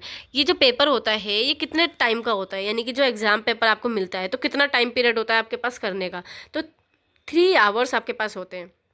ओके, 3 आवर्स आपके पास होते हैं। 3 आवर्स के अंदर में आपको ये सारा पेपर कंप्लीट करना होता है। और ये कितने मार्क्स के होते हैं? 100 मार्क्स के होते हैं। ओके, देखिए 100 मार्क्स के होते हैं, आप समझ गए होंगे, एंड 3 आवर्स हमारे पास होता है। चलिए नेक्स्ट क्या है, ये देखिए जो यहाँ पे लिखा है ना नोट, ये आप हर पेपर में से ध्यान से पढ़ लिया करिए। अगर आप इसे नहीं पढ़ोगे कि नोट में क्या लिखा है, नोट का मतलब क्या है, तो आप नहीं समझ पाओगे कि आपको जो, अगर आप सपोज ये नोट नहीं पढ़ रहे हो और उसमें लिखा गया है कि सिर्फ 4 ही क्वेश्चन आपको करना है और आप सारे क्वेश्चन कर लोगे, सारे क्वेश्चन कर लोगे, तो आपकी क्या, आपकी मतलब टाइम भी आपका वेस्ट हुआ हुआ या नहीं, आप भी थके और आपके आंसर भी नहीं, आप जो इंपॉर्टेंट था उस पर ध्यान भी नहीं दे पाए। इसलिए क्या करना चाहिए आपको, इन नोट्स को अच्छे से पढ़ लेना चाहिए, ठीक है। देखिए इसमें क्या लिखा है इस नोट्स में, यहाँ लिखा है answer all questions, answer all questions, यानी कि सभी क्वेश्चंस के आंसर करने हैं।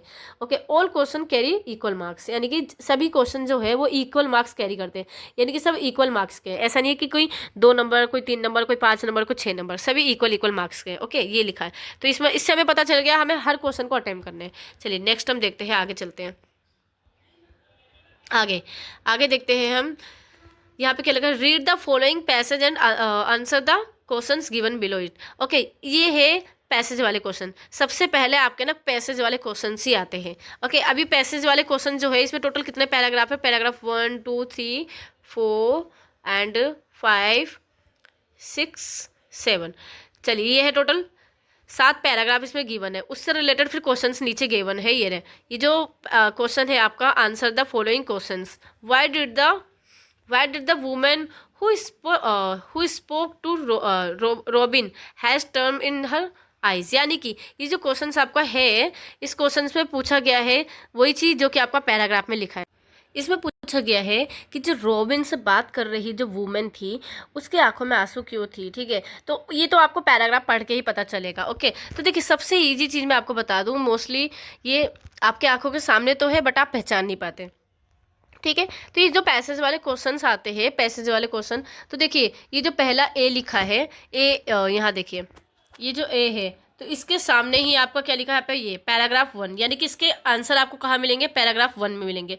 और ये जो सेकंड है, सेकंड क्या है, देखिए सेकंड है ये तो सेकंड का आंसर कहाँ मिलेगा, पैराग्राफ 2 में मिलेगा।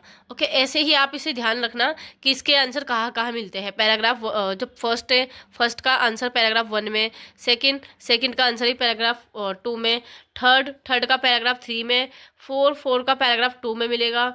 एंड जो 5 है आपका, give an appropriate title to the passage, तो इसके पैराग्राफ 1। और जो लास्ट है आपका, तो ये है पैराग्राफ 1। ओके, ये आप आगे वाला देखना, पैराग्राफ 1 2 3 जो लिखा है यहाँ पे, यानी कि इसी में आपके इसमें क्या मिलेंगे, आंसर मिलेंगे। ओके, ठीक है। ओके, चलिए अब हम आगे चलते हैं। तो चलिए, अच्छा एक सेकेंड गाइस, देखिए ये जो आपका ये जो सर्कल में मैंने अभी जो बताया था आपको, ये पैराग्राफ नहीं है। ओके, ये आपके मार्क्स है, यानी कि कितने मार्क्स के क्वेश्चंस आपके है ये, वो है ये। ओके, ना कि पैराग्राफ में। बाकी जो भी हम नेक्स्ट क्वेश्चन पे चलेंगे वो उसमें पैराग्राफ बताया गया है कि कौन कौन सा पैराग्राफ में आपके वो उस क्वेश्चन के आंसर गिवन है। ओके, तो ये आपका पैराग्राफ नहीं है, सो डोंट यू वरी। चलिए अब हम आगे चलते हैं, आगे देखते हैं। देखिए ये जो सेकंड है, बाकी इसके आंसर्स आप पैराग्राफ में से ढूंढ लेना। एंड आप देखिए क्वेश्चन करना किस तरीके से, ये मत करना कि सबसे पहले पेपर उठाते ही आप अपना पैराग्राफ पढ़ने बैठ जाना, सारे पैसेज को पढ़ोगे उसके बाद अपने क्वेश्चंस को देखोगे, ये मत करना। मैं एक ईजी तरीका बताऊँ आपको, आसान तरीका, जो कम टाइम में आप पैराग्राफ वाले क्वेश्चन कर लो। सबसे पहले आपको क्या करना है, क्वेश्चन को पढ़ना है। सबसे पहले पहला दूसरा तीसरा क्वेश्चन पढ़ लेना आप, ठीक है, पैराग्राफ वाले। उसके बाद जाके पैराग्राफ पे फाइंड आउट करना। ओके, फिर उससे रिलेटेड मिलेगा और आप अपने, अगर आप वो समझ गए, उससे रिलेटेड आप अपने तरफ से पॉइंट ऑफ व्यू डाल सकते हो, साथ के साथ पैराग्राफ में से भी डाल सकते हो। ओके, तो ये करना है आपको। और फिर दूसरा, फिर क्वेश्चन पढ़ना है, फिर पैराग्राफ देखना है। ऐसे मत करना कि पहले पैराग्राफ पढ़ लो सारा फिर क्वेश्चन को देखो। ओके, सबसे पहले आपको क्या करना है, क्वेश्चन को देखना है, फिर पैराग्राफ पढ़ना है। चलिए नेक्स्ट हम देखते हैं, नेक्स्ट क्वेश्चन क्या है यहाँ पे। नेक्स्ट क्वेश्चन यहाँ पे, pick out words from the passage which are the opposite of the following words. इसका मतलब है आपको क्या करना है, यहाँ पे ना कुछ वर्ड्स लिए गए हैं जो कि पैसेज में से है, इसके आपको क्या बताना है, मतलब ये जो वर्ड्स है ना, ये जो भी वर्ड्स यहाँ पे फॉलोइंग यानी कि दिए गए हैं, इस वर्ड्स के आपको अपोजिट वर्ड बताना है, यानी कि एंटोनिम्स वर्ड। ओके, मैंने आपको बताया था ना एंटोनिम्स और सिनोनिम्स वर्ड इंपॉर्टेंट है, तो देखिए यहाँ पे अपोजिट वर्ड करना है। और किसी पेपर में आ जाता है सिमिलर वर्ड करना है, यानी कि इक्वल सेम वर्ड, यानी कि आपका जो एक होता है सिनोनिम्स, एक होता है एंटोनिम्स। तो सिनोनिम्स वर्ड को हम क्या बोलते हैं, सिमिलर वर्ड। ओके, तो कभी आपके क्वेश्चन आ सकते हैं सिमिलर वर्ड करने हैं, कभी आपके अपोजिट वर्ड आ सकते हैं। तो इसमें क्या है, इसमें है आपका अपोजिट वर्ड। तो देखिए हम देखते हैं कि जो ये अनपॉपुलर है, हाँ यहाँ देखिए अनपॉपुलर, यहाँ देखिए आप, ये जो अनपॉपुलर लिखा है, अनपॉपुलर, तो इसका मतलब होता है यानी कि पॉपुलर नहीं होना। अब इसका अपोजिट वर्ड क्या होगा, आप सुन के ही लग रहा है कि पॉपुलर होगा, ऑब्वियसली अनपॉपुलर का अपोजिट वर्ड होता है पॉपुलर। तो लेकिन इसके जो आंसर है ना वो है पैराग्राफ 2 में। ओके, ऊपर देखिए पैराग्राफ 2 लिखा है यहाँ पे, पैरा 2। तो पैराग्राफ 2 में आप फाइंड आउट कर सकते हो और इसका आंसर आपको मिल जाएगा कि इसका अपोजिट वर्ड क्या होगा। चलिए एक बार हम फाइंड आउट करके देखते हैं पैराग्राफ 2 में। देखिए आपको मैं एक दो करके दिखा देती हूँ जिससे कि आप भी आसानी से कर लोगे। पैराग्राफ 2 ये रहा, हाँ यहाँ पे देखिए, यहाँ पे आप ढूंढिए, या तो आप पूरा पैराग्राफ को पढ़ लीजिए या फिर आप वर्ड को ढूंढिए उससे रिलेटेड। यहाँ देखिए हमें ऊपर ही दिख गया, सबसे ऊपर दिख गया ये रहा पॉपुलर। ओके, और एक ये रहा वेल नोन, ये दोनों ही सिमिलर वर्ड है। ठीक है, पॉपुलर और वेल नोन का मतलब होता है यानी कि बहुत ज़्यादा जानने वाले। ठीक है, पॉपुलर यानी कि ज़्यादा फेमस, और वेल नोन का मतलब भी सेम होता है। तो ये दोनों हमारे सिमिलर अपोजिट वर्ड हो गए पॉपुलर से। ओके, अनपॉपुलर से अपोजिट वर्ड क्या हो गए हमारे, पॉपुलर और वेल नोन। ओके, इन दोनों में से कुछ भी वर्ड लिख सकते हो आप, दोनों ही आंसर आपके ठीक होंगे। चलिए नेक्स्ट हम चलते हैं। नेक्स्ट हमारा क्या है, नेक्स्ट यहाँ पे है, हाँ नेक्स्ट यहाँ पे क्वेश्चन दे रखा है फ्रॉन। तो देखिए फ्रॉन का मतलब क्या होता है और इसका जो मिलेगा अपोजिट वर्ड वो होगा पैराग्राफ 3 में। फ्रॉन का मतलब होता है जैसे कि कुछ ऐसा फेस, मान लो गुस्से वाला फेस होता है ना, गुस्से वाला फेस, तो उसे ही हम बोलते हैं फ्रॉन।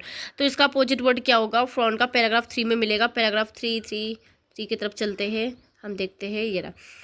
यहाँ पे देखिए, यहाँ पे फाइंड आउट करिए, कुछ ऐसा वर्ड लिखा है जो कि आपके फ्रॉन से अपोजिट वर्ड हो बिल्कुल ही। यानी कि फ्रॉन वर्ड का मतलब होता है गुस्से वाला फेस, या फिर देखिए स्माइल मिल गया, स्माइल, हैड ए स्माइल। ठीक है, who always had a smile on his face. ठीक है, ये है स्माइल यानी कि स्माइल वाला फेस। तो ये अपोजिट वर्ड हो गया किससे, फ्रॉन्ट से। तो यही एक फ्रेजेस वर्ड होता है, इन सबको आपको याद करना पड़ेगा। ये आपका ना सिमिलर वर्ड के अपोजिट वर्ड होता है, यानी कि एक आता है आपका सिमिलर वर्ड, यानी कि एक ही वर्ड को एक ही मीनिंग होता है दो वर्ड के, तो उसे हम सिमिलर वर्ड बोलते हैं, जिसे हम क्या बोलते हैं, सिनोनिम्स वर्ड भी बोलते हैं। और एंटोनिम्स वर्ड को हम अपोजिट वर्ड भी बोलते हैं। ठीक है, तो यहाँ पे एंटोनिम्स वर्ड पूछे गए। चलिए नेक्स्ट यहाँ पे रूड। रूड का मतलब क्या होता है, यानी कि रूड का मतलब होता है जब हम किसी से ऐसा बिहेव करते हैं, रूडली बिहेव, यानी कि बहुत गुस्से वाला बिहेव होता है हमारा। ठीक है, उसे हम बोलते हैं रूडली बोलना किसी से, यानी कि चिल्ला कर गुस्से में बोलना।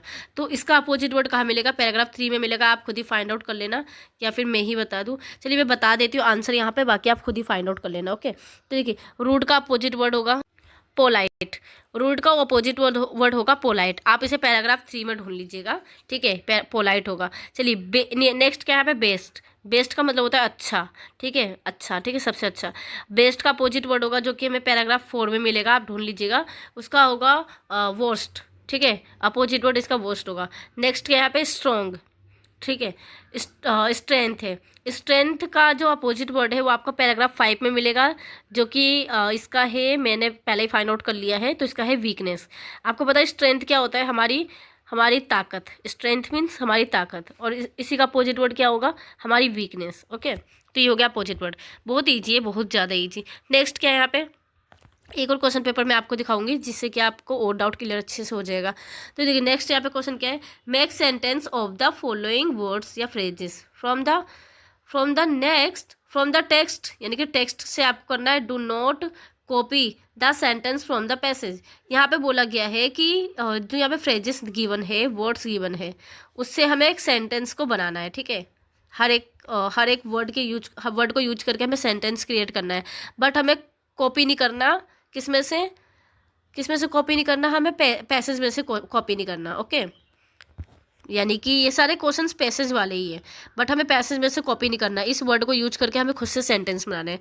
तो सबसे पहले तो हम इस वर्ड का मीनिंग जान लेते हैं कि जो ऑनर्ड होता है, celebrity, showed up, कंडम्ड and tough, इसका मतलब क्या है। तो देखिए ऑनर्ड का मतलब होता है, ऑनर्ड, ऑनर्ड मीन्स होता है जब हम किसी को सम्मानित कर रहे हो, ठीक है, तो उसे हम ऑनर्ड बोलते हैं, ठीक है। और सम्मानित करना किसी को, ऑनर्ड करना, ठीक है। ऑनर, ऑनर होता है ना, आपने सुना होगा ऑनर, सम्मानित, तो उसे हम ऑनर बोलते हैं। तो इससे इससे हमें सेंटेंस बनाना है, क्रिएट करना है। एक होता है सेलिब्रिटी। तो सेलिब्रिटी क्या होता है, जैसे कि कोई टीवी सीरियल में सेलिब्रिटी जो होते हैं बहुत ज़्यादा फेमस होते हैं, उसे हम सेलिब्रिटी बोलते हैं। शोड अप क्या होता है, शोड अप का मतलब होता है दिखाना या दिखाया हुआ, ठीक है। एंड कंडम्ड, कंडम्ड का मतलब क्या होता है, कंडम्ड का मतलब होता है निंदा करना, या फिर बोल सकते हैं हम किसी की प्रशंसा करना या तारीफ करना, ठीक है, कॉम्प्लीमेंट करना कंडम्ड होता है, ठीक है। यानी कि किसी की जब तारीफ, किसी कोई ऐसी अच्छी इमेज हमारे सामने होती है ना, तो उसे हम बोलते हैं कंडम्ड। टफ, टफ का मतलब क्या होता है, कठिन, आपको पता ही है, बहुत ज़्यादा जटिल, कठिन बोल सकते हैं। तो अब इससे सेंटेंस तो आप इजीली बना लोगे अच्छे से, क्योंकि जब इस वर्ड का मतलब ही आपको पता चल गया। देखिए मैं एक एक सेंटेंस बना देती हूँ। जो ऑनर्ड है इसका क्या बन सकता है sentence. It was a great honoured B invited sorry invited here today, यानी कि इसका मतलब हुआ कि मेरे लिए ना बहुत ही सम्मानजनक ये बात है कि मुझे यहाँ पे इनवाइट किया गया। यानी कि it was a great honour for me भी बोल सकते हैं हम इसे।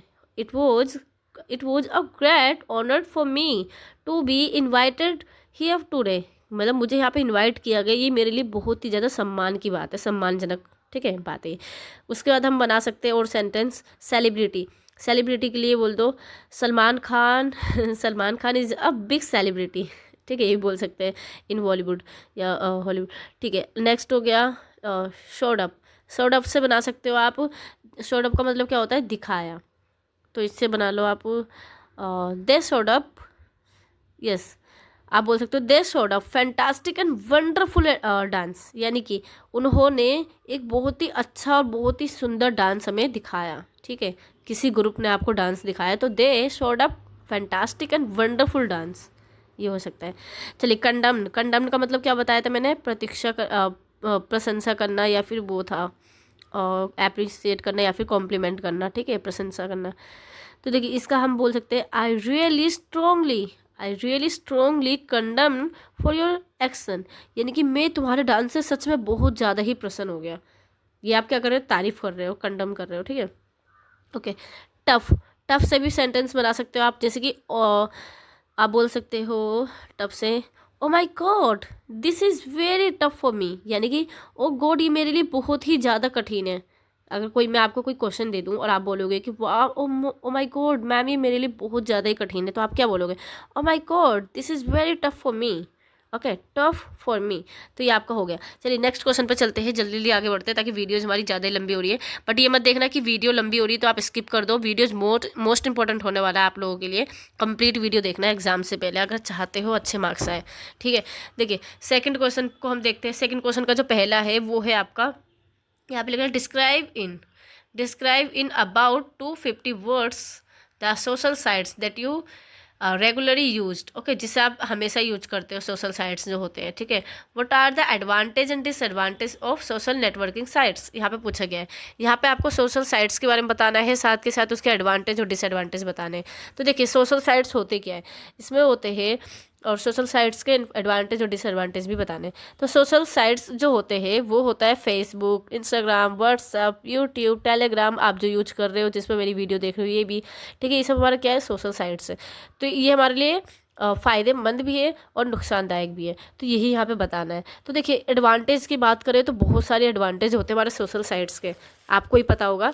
आप ये यूज कर रहे हो तो कहीं ना कहीं मेरी वीडियो देख रहे हो तो स्टडी के लिए देख रहे हो, अच्छे मार्क्स लाने के लिए देख रहे हो, तो ये एक बेनिफिट हो गया, ये एक एडवांटेज हो गया। तो देखिए ये जो एडवांटेज की बात करें तो इसके जो है यू कैन मैं सोशल साइट्स का आप यूज कर सकते हो, you can make use for your study, okay, आप अपनी स्टडी के लिए भी यूज कर सकते हो। And you can use for your fresh mind, अपने माइंड को फ्रेश करने के लिए भी कर सकते हो।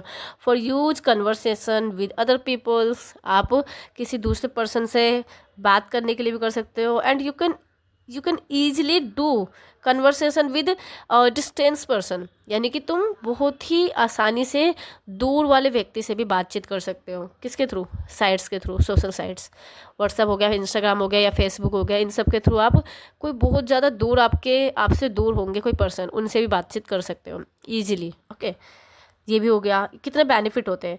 And taking information, giving information, यानी कि इन्फॉर्मेशन देने के लिए भी यूज करते हो, इन्फॉर्मेशन लेने के लिए भी यूज करते हो। कितना बेनिफिट हो गया। विजिट अदर प्लेस या फिर know about other visiting place, कितने सारे बेनिफिट्स हैं इसके, तो बहुत ही सारे। यानी कि आप किसी अदर प्लेस के बारे में जानने के लिए, ठीक है, किसी अदर प्लेस, किसी घूमने वाले प्लेस के बारे में जानने के लिए, या फिर घर बैठे ही घूम लोगे आप अदर अदर प्लेस। मतलब क्या करोगे आप, मोबाइल पे हर एक प्लेस को देखोगे, विजिटिंग प्लेस, उसके बारे में नॉलेज रख लोगे। अगर कोई पूछेगा तो आप बोलोगे यस मैं गया हुआ वहाँ पे, मैं ये सब है वहाँ पे, आप उसके बारे में नॉलेज आप बता दोगे। ठीक है, कितना बेनिफिट है अगर देखा जाए सोशल साइट्स का। ओके, इन सब का आप ये यूजेस अगर पॉजिटिविटी में करो तो फिर बहुत सारे बेनिफिट्स है। प्ले गेम, गेम खेलने के लिए कर सकते हो, ऑनलाइन पेमेंट के लिए कर सकते हो, ऑनलाइन एजुकेशन के लिए कर सकते हो, फॉर मार्केटिंग के लिए कर सकते हो, बिजनेस के लिए कर सकते हो। बहुत ही सारे बेनिफिट्स है अगर देखें तो, और साथ के साथ एडवांटेज भी है। ये मत सोचो कि सोशल नेटवर्किंग साइट्स के सिर्फ बेनिफिट ही है, बहुत से डिसएडवांटेज भी है। अब डिसएडवांटेज क्या हो गए, अगर आप इसका ज़्यादा यूज करोगे तो एक लत लग जाएगी, आपकी हैबिट हो जाएगी, तो habit is not good. Okay, habit अच्छी बात नहीं है। ओके, एंड टाइमलेस, यानी कि टाइम क्या होगा, टाइम वेस्ट होगा आपका, टाइम ज़्यादा ही आपका इसमें। अगर कोई कोई क्या होता है कि कोई इंस्टाग्राम खोल के बैठ गया, इंस्टाग्राम पे रील्स देख रहे हो आप, देखते जा रहे हो, एक देखा इंटरेस्ट आ गया, दूसरा देखा इंटरेस्ट आ गया, तीसरा देखा, आगे बढ़ाते गए, आपका टाइम इससे वेस्ट हो रहा ही नहीं हो रहा। तो इसलिए सोशल नेटवर्किंग साइट से क्या होता है, सोशल साइट से आपका क्या होता है, टाइम भी वेस्ट होता है। इसके काफ़ी डिसएडवांटेज भी देखे जाते हैं। ओके, बट डिपेंड आप सभी पे करता है कि यानी कि हम सब पे डिपेंड करता है कि हम यूज किस लिए कर रहे हैं। देखिए, मैं सोशल नेटवर्किंग का यूज कर रही हूँ फॉर टीचिंग, आप यूज कर रहे हो फॉर स्टडिंग, तो it is so good. Okay, ये सबसे अच्छी बात है। चलिए, ये आप सबको लिखना है, बाकी और भी आप लिख लोगे अच्छे से। अगर आ गया आपका, होप सेम सेम क्वेश्चन आ जाए तो और अच्छी बात है। ठीक है, बाकी थोड़ा घुमा फिरा के होता है क्वेश्चन। आज ये टॉपिक आ गया, कल नेक्स्ट टाइम अदर टॉपिक आ जाएगा। चलिए, नेक्स्ट यहाँ पे क्या है, बी ऑप्शन है आपका, यानी कि आप इसमें से ए भी कर सकते हो, बी भी कर सकते हो, कुछ भी कर सकते हो। बी में क्या बताया गया है, write in about 250 words a popular folk. ठीक है, पॉपुलर फोक टेल के बारे में बताना है। You heard in your childhood, जो कि आपने अपने बचपन में सुना हो, फ्रॉम योर पेरेंट्स और ग्रैंड पेरेंट्स, यानी कि आपने अपने माता पिता से या फिर अपनी दादी माँ, नानी माँ, इन सब से सुन रखा हो फोक टेल्स के बारे में, वो बताना है आपको। अब आप सोचोगे फोक टेल्स होता क्या है, व्हाट इज़ फोक टेल्स। तो देखिए, फोक टेल्स मैं आपको बता दूं कि फोक टेल्स क्या होता है। ये एक ऐसी कहानी होती है, ये एक स्टोरी होती है, शॉर्ट स्टोरी, जो कि आपके मम्मी पापा या फिर आपकी दादी कभी सुनाती होगी। इनफैक्ट मेरी भी दादी, मेरे भी मम्मी पापा ने सुना रखा है। तो ये होता क्या है, मैं आपको दिखाऊँ। ये ना एक ज़्यादातर इसमें एनिमल्स की स्टोरी होती है। ओके, हमें बना बना के कहानियाँ सुनाई जाती थी बचपन में कि एक बिल्ली होती है, उसके 4 बच्चे होते हैं, या फिर एक बकरी होती है, उसके 4 बच्चे होते हैं, फिर एक वो होता है। ठीक है, तो ये सब हमें क्या होता है, हम उस टाइम पे एक इमेजिन करते हैं कि हाँ रियल में कभी होता होगा और ये हुआ होगा, बट ये सब रियल नहीं होता। मोस्टली ये सब रियल नहीं होता। ठीक है, इसमें कुछ रियलिटी भी होता है, कुछ रियलिज्म पे भी होता है, और कुछ इमेजिनरी भी होता है, मोस्टली इमेजिनरी होता है। तो फोकटेल्स उसे ही कहा जाता है। साथ के साथ फोकटेल्स किसे कहते हैं, कार्टून्स को भी फोकटेल्स कहा जाता है। ओके, तो ये सब क्या हो गया, ये सब हमारा हो गया फोकटेल्स के बारे में, पॉपुलर फोकटेल्स। लेकिन इसमें आपका पूछा गया पॉपुलर फोकटेल्स बताना है, यानी कि जिसके बारे में मोस्टली सब जानते हो। तो आप ऐसा देखना कि पॉपुलर फोकटेल्स है क्या, जिस कहानी के बारे में मोस्टली हर एक पेरेंट्स, हर एक घर में मोस्टली जानते हो। ठीक है, मोस्टली पर्सन उसके बारे में जानते हो, तो उसे हम फोकटेल्स बोलते हैं। उसके ऊपर आपको यहाँ पे बताना है, और ये है आपका 20 मार्क्स का। ओके, ये आपका ऑप्शन में गिवन है। चलिए, नेक्स्ट क्वेश्चन पे देखते हैं। नेक्स्ट क्वेश्चन क्या है, यहाँ पे ये जो थर्ड क्वेश्चन गिवन है आपका, ये है इमेजिन करना है आपको। Imagine you are a final year students. Okay, suppose आप ना फाइनल ईयर स्टूडेंट हो ऑफ योर कॉलेज। अगर आप अपने सपोज आप ना अपने कॉलेज के फाइनल ईयर स्टूडेंट हो, इसमें सपोज करना है। Okay, and you are standing for the post of president in the student union election. यहाँ पे पूछा गया है आप खड़े हुए हो किसके लिए, कौन से पोस्ट के लिए, president in the student union election के लिए।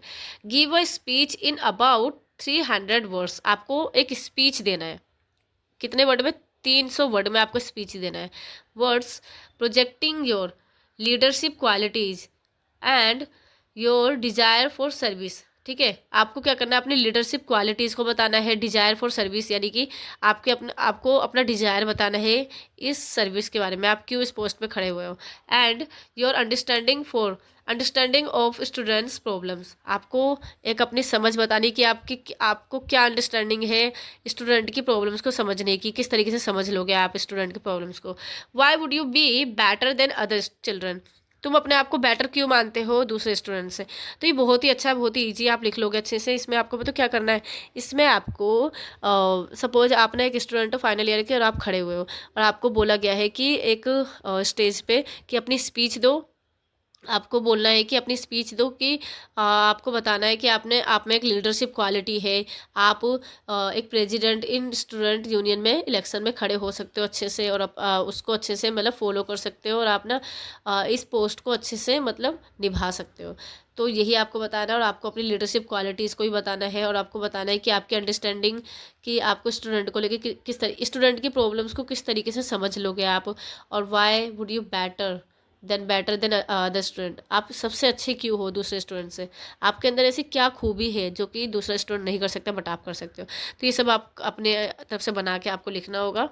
ठीक है, इसके ऊपर आपको शॉर्ट नोट्स टाइप लिखना है, कहीं ना कहीं ये स्पीच है। ओके, तो स्पीच कैसे लिखते हैं, सबसे पहले आपको क्या करना है, इंट्रोडक्शन देना है। ओके, सबसे पहले आपको खुद का इंट्रोडक्शन देना होगा। जब भी स्पीच बोलो तो सबसे पहले first you have to tell about your intro. Okay, और इंट्रो में आपको खुद का नेम बोलना होगा, फिर आपको क्लास यानी कि अपनी क्वालिफिकेशन बोलनी होगी, फिर एड्रेस बोलना होगा, फिर स्कूल नेम बोलना होगा, फिर अपना स्पीच स्टार्ट करना होगा। फिर आपको ग्रेड भी करना होता है इसमें। ठीक है, और थैंक्स बोलना होता है उनको जिन्होंने आपको ये अपॉर्चुनिटी दी, खड़ा किया। ठीक है, फिर आपको ये अपनी ग्रेड करके फिर आपको स्टार्ट करना होगा। तो क्या करना है कि आपको अपनी क्वालिटी बतानी है। क्वालिटी में क्या बतानी है, आपको अपनी लीडरशिप क्वालिटी बतानी है, कम्युनिकेशन क्वालिटी बतानी है, लिसनिंग स्किल्स बतानी है। ठीक है, अरेंजमेंट बताना है, किस तरीके से अरेंजमेंट आपके अंदर आप कर सकते हो। ठीक है, and deal with other people, deal with easily with any person, any student, any problems. ठीक है, ये सब बताना है आपको। साथ के साथ अंडरस्टैंडिंग स्किल्स बतानी है आपको। एंड इसके अलावा आपको ना अंडरस्टैंडिंग टेलिंग ऑल प्रॉब्लम्स यानी कि हर प्रॉब्लम्स को अच्छे से समझना, ये बताना है आपको किस तरीके से समझोगे। तो ये सब आपको क्वालिटी में बतानी है सेकंड वाले पैराग्राफ में। फिर उसके बाद आपको क्या करना है, एंडिंग लाइन अच्छे से करना है आपको। अप्रिसिएट करते हो कहीं ना कहीं, मतलब thanks to all for listening me carefully, ऐसे करके आपको और भी वर्ड यूज करके एंडिंग लाइन करनी है। तो ये स्पीच का एक तरीका होता है। ओके, चलिए नेक्स्ट क्वेश्चन क्या है। नेक्स्ट क्वेश्चन है यहाँ पे, कंप्लीट हो गया। You want to see movie and you want your friends to, देखिए ये आपका हो गया डायलॉग्स राइटिंग है। ये देखिए यहाँ पे ये आपका डायलॉग राइटिंग है जो कि मैंने आपको बताया था। तो ये मैं ज़्यादा बता नहीं रही, इसके बारे में मैंने पहले ही बता दिया है। डायलॉग राइटिंग में क्या होता है कि इसमें दो फ्रेंड है, ये इनफॉर्मल डायलॉग राइटिंग है। दो फ्रेंड है, मूवी देखने जा रहे हैं, आपको मूवी के बारे में बातें करनी है कि आपको कौन सी सीट लेनी चाहिए और बैठने के लिए, और फिर कौन सी मूवी देखनी चाहिए, कहाँ पर देखनी चाहिए, कहाँ पर कितने पैसे लगेंगे, कब से कब तक है और कैसे है, उन सब के बारे में अच्छे से बताना है। तो ये सब आपस में एक दूसरे से बातें कर रहे हो आप अपने फ्रेंड से, तो उसमें आप किस तरीके से बातें करते हो, पहले आप क्या बोलोगे फिर वो क्या बोलेगा, फिर कैसे कैसे टाइम डिसाइड होगा, कैसे कैसे क्या डिसाइड होगा। ठीक है, कहाँ जाएंगे, क्या होगा, क्या करेंगे, और कौन सी सीट लेंगे, ये सब चीज़। तो ये सिर्फ बातें, कन्वर्सेशन, तो ये आपको खुद से करना है। ठीक है, चलिए नेक्स्ट आगे चलते हैं हम। आगे क्वेश्चन क्या है, pick out 5 words which have a silent letters in them example. ठीक है, देखिए यहाँ पे बताया गया है कि आपको यहाँ पे ना 5 वर्ड्स को ढूंढ रहे हैं जिसमें ना साइलेंट लेटर हो। ऐसे वर्ड को ढूंढने हैं जिसमें साइलेंट लेटर हो। मैंने आपको बोला था साइलेंट लेटर वाले वर्ड आपको याद करने हैं। तो देखिए इसमें मैं आपको बता दूं कौन कौन से साइलेंट लेटर वाले वर्ड है। देखिए नंबर 1 यहाँ पे है आपका वॉक, ये मैंने आपको स्टार्टिंग में ही बताया था एग्जाम्पल के थ्रू। वॉक में हमारा एल साइलेंट है। ओके, ये है हेड्स, इसमें हमारा क्या है, डी साइलेंट है। ये है लेफ्ट, इसमें कुछ साइलेंट नहीं है। ये है बिगन, इसमें भी कुछ साइलेंट नहीं है। ये है राइट, इसमें हमारा डब्ल्यू साइलेंट है। ओके,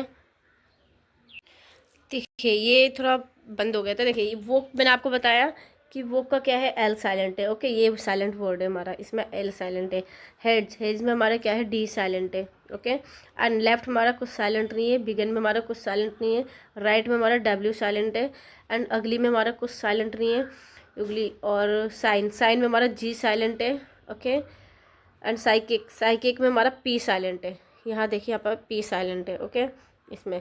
एंड स्लीम, स्लाइम, इसमें भी कुछ साइलेंट नहीं है स्लाइम में। एंड ये इलीगल, इसमें भी कुछ साइलेंट नहीं है।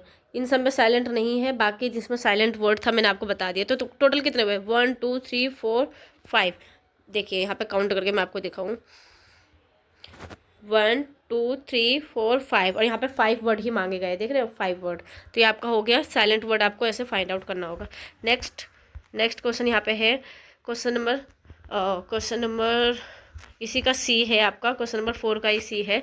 You have been asked by your college to write an articles, okay, article on the life of a TV news reader, write 5 questions you could ask him her. Okay, यहाँ पे पूछा गया है कि जो न्यूज राइटर होते हैं, news reader, ठीक है, न्यूज रीडर जो होते हैं उनसे रिलेटेड कुछ 5 क्वेश्चंस आपको यहाँ पे लिखने हैं। ओके, न्यूज रीडर से रिलेटेड, तो यानी कि न्यूज रिपोर्टर के बारे में आप जानते होंगे।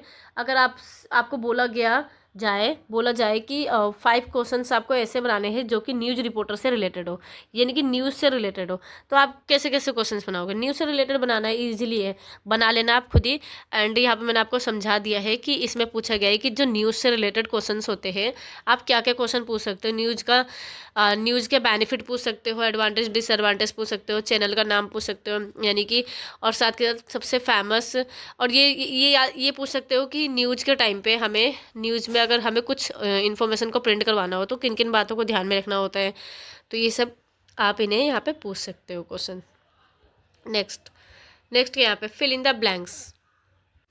फिल इन द ब्लैंक्स यहाँ पे दिया गया है कि fill in the blanks using the prepositions to, in, for, between and with, यानी कि इन 5 प्रीपोजिशंस को यूज करके आपको क्या करना है, फिल इन द ब्लैंक्स करना है। तो देखिए, प्रीपोजिशंस के ऊपर भी मैं वीडियोस लेके आऊँगी, सेपरेट वीडियो, जिसको देख के आप अपनी कंप्लीट तैयारी कर लेना कि प्रीपोजिशन को हम किस तरीके से यूज करते हैं, कौन कौन से प्रीपोजिशन होते हैं।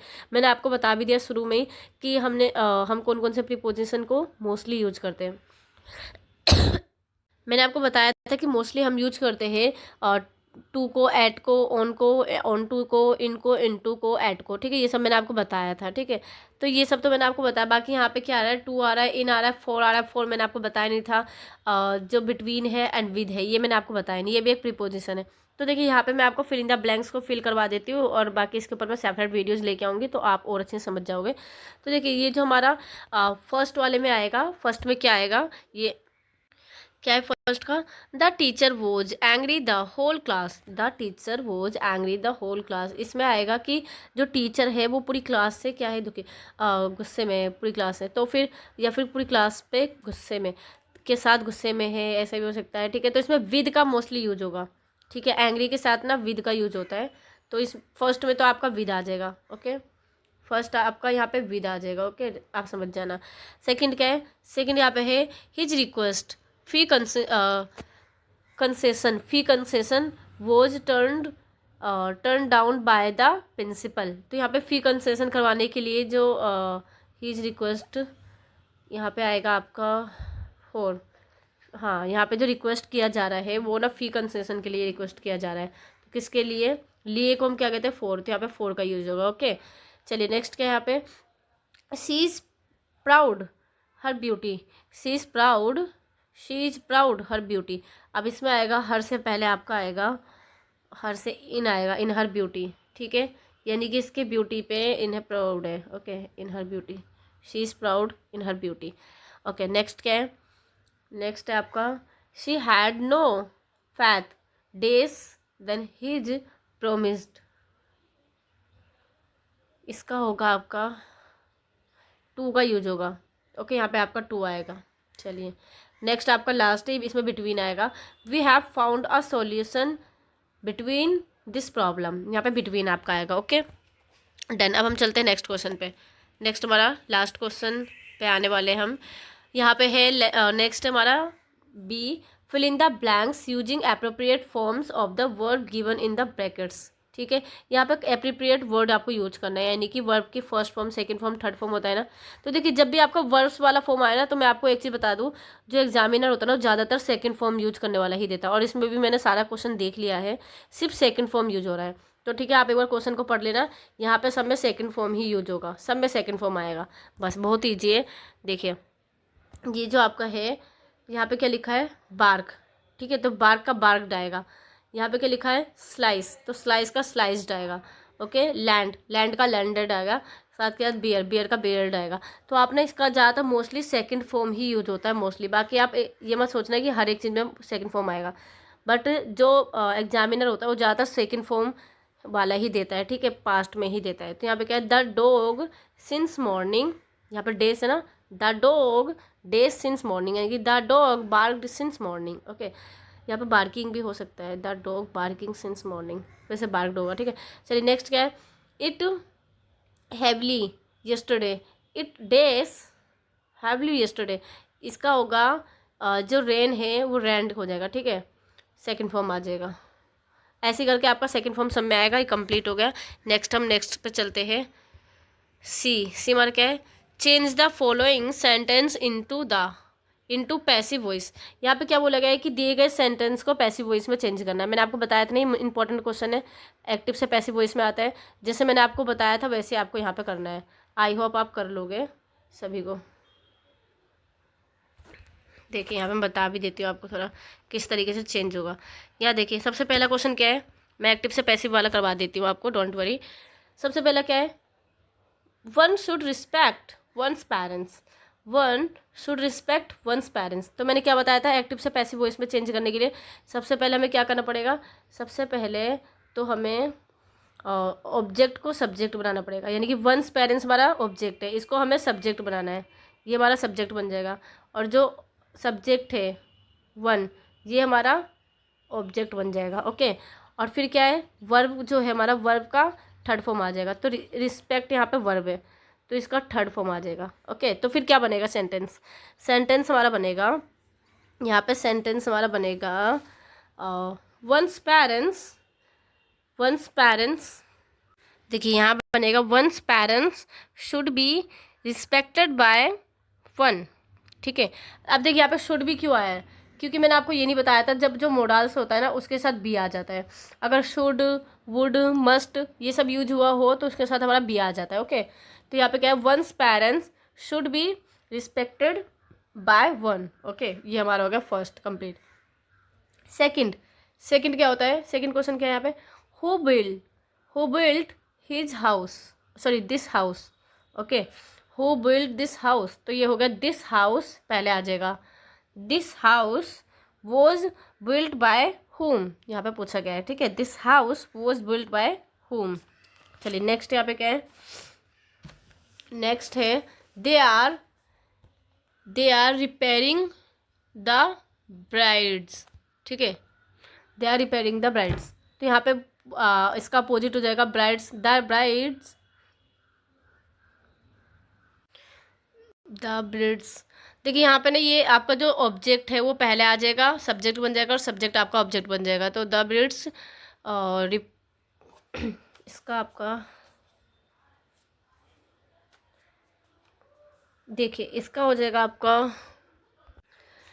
The bridges are being repaired by them, ये हो जाएगा। ओके, द ब्राइड्स आर, यहाँ पे आर आ रहा है ना, तो आर के बाद आपका बीइंग लगेगा, क्योंकि अगर आर आता है, अगर हमारा जो सेंटेंस होता है पैसिव का वो अगर कंटिन्यूज में होता है, ठीक है, यहाँ पे कंटिन्यूस टेंस है तो उसमें हमारा बीइंग आ जाता है। याद रखना, कभी भी कंटिन्यूस टेंस हो तो बीइंग आ जाएगा, चाहे पास्ट कंटिन्यूस हो या प्रेजेंट कंटिन्यूस हो। ओके, तो यहाँ पे क्या है कि the bridge are being repaired by them. Okay, next क्या है यहाँ पे, नेक्स्ट क्वेश्चन है our grandmother told us this story. तो इसका अपोजिट हो जाएगा this story was told by our grandmother to us. Okay, ये हो जाएगा। नेक्स्ट क्या है, नेक्स्ट है यहाँ पे सुधीर का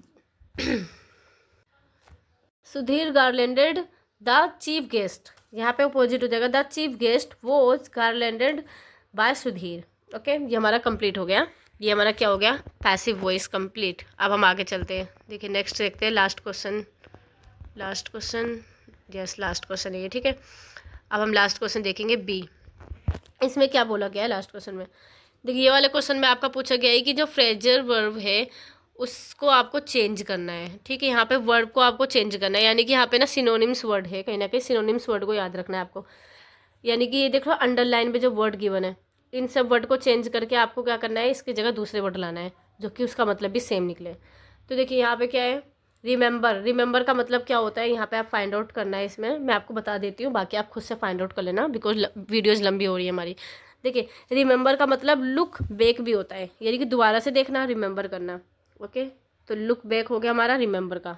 ओके, अब हम देखते हैं दूसरा क्या है, कंसीडर का मतलब होता है, अगर हम कंसीडर बोले तो होता है कि कंसीडर करना, यानी कि अच्छे से ध्यान देना, ठीक है। कंसीडर करना, ओवर थिंक ओवर, ठीक है। इसका हो जाएगा आपका थिंक ओवर। चलिए नेक्स्ट हो गया। अब इसके बाद हो गया कंटिन्यू का मतलब होता है लगातार। तो देखो कैरी ऑन का मतलब भी लगातार होता है, यानी कि करते रहना। ओके, समझ रहे हो आप। यहाँ पे क्या है, रिफ्यूज्ड का मतलब क्या है, रिफ्यूज्ड का मतलब होता है बंद होना, ख़त्म होना, या फिर ठीक है। तो इसका हो जाएगा टर्न डाउन, यानी कि नीचे जाना, रिफ्यूज्ड होना, ख़त्म होना, ठीक है।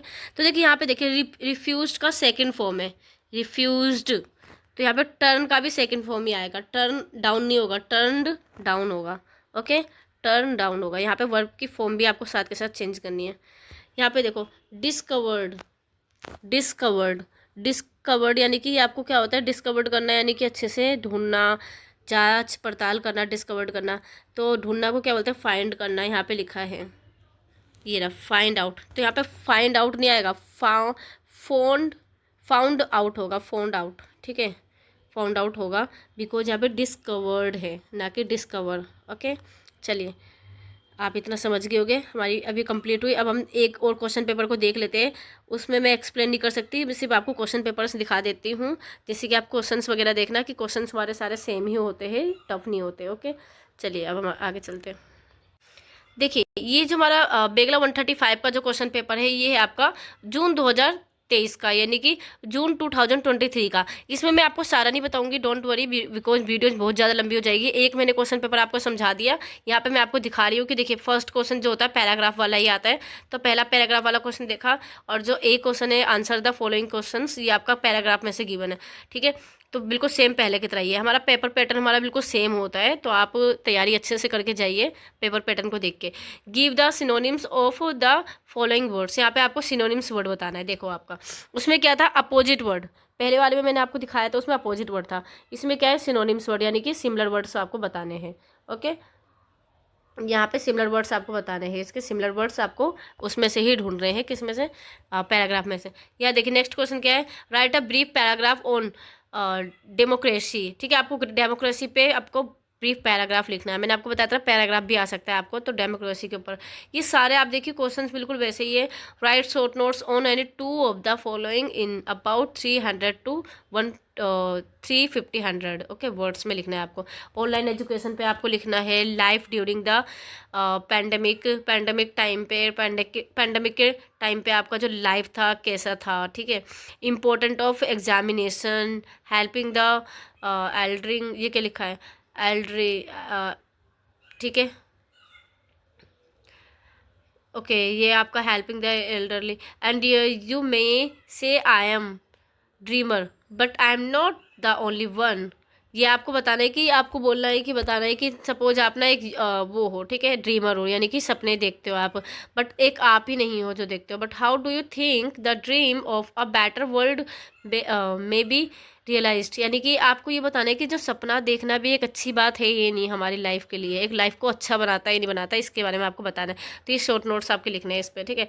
फिर आपका fill in the blanks with the correct form of the words given in the box, यहाँ पे आपको करेक्ट फॉर्म्स आपको भरने हैं, ठीक है। फिल इन द ब्लैंक्स है ये आपको बिल्कुल सेम वैसे ही पेपर पैटर्न आपका सेम होगा। फिल इन द ब्लैंक्स में आपको ये जो come, is, go, stay, are, ये सब है uses. Fill in the blanks with the correct preposition, यहाँ पे प्रीपोजिशन आपको यूज करना है, करेक्ट प्रीपोजिशन, ठीक है। ही कम 5 o'clock, यहाँ पे क्या आएगा बताइए, बहुत ईजी है ये। ही कम 5 o'clock, मैंने बताया था ना टाइम के साथ क्या लगता है, 8 का यूज होता है। ही कम एट 5 o'clock। ओके, देखिए यहाँ पे आप अच्छे से समझ जाओगे। He is standing dash John and Rita, यहाँ पे क्या आएगा, he is standing with John and Rita. They stood for their nights, यहाँ पे क्या आएगा डेस में, यहाँ पे आप कमेंट बॉक्स में बताइए। बिकॉज देखिए ये सब मैंने सारा पहले से आपको समझा रखा है। फिल इन द ब्लैंक्स, आपको जो प्रीपोजिशन होता है किस तरीके से यूज होता है, किसके साथ क्या यूज होता है।